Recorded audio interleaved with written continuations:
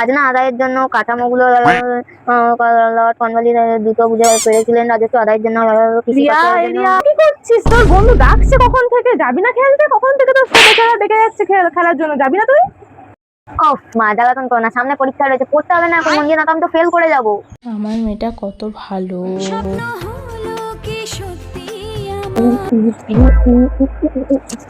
Yahoo, এই বাবা কোথায় গেল? ইয়াহু,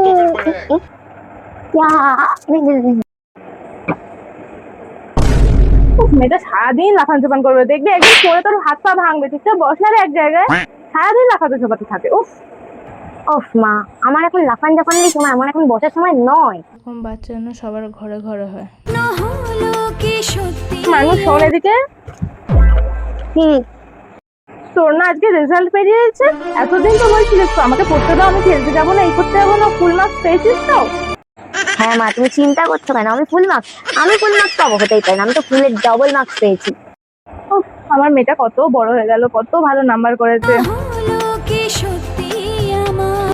কত জামা কাপড়।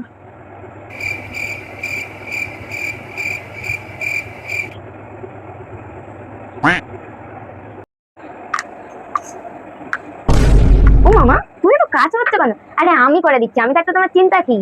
উফ, কত ভালো মেয়ে আমার। তোমার কিছু করতে হবে না, দাও, আমি ভাত করে নিচ্ছি, দাও। আমি নাকি পড়ছি? আমি করলে তো হয়েই যাবে।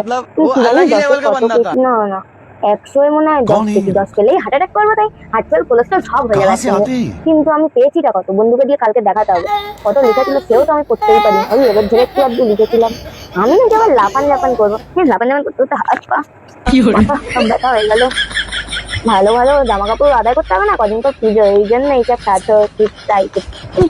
মায়ের হাতে হাতে নাকি আমি কাজ করবো, তাহলে তো হয়ে যেত। দুধ চাই, আমি তো এইসব কিছুই করি না, আমার তো শুধু দরকার আমার নতুন নতুন জামা কাপড় দেখো, এই জন্য এটা শুধু কে করবে, এটা দাও ভাত দুধ।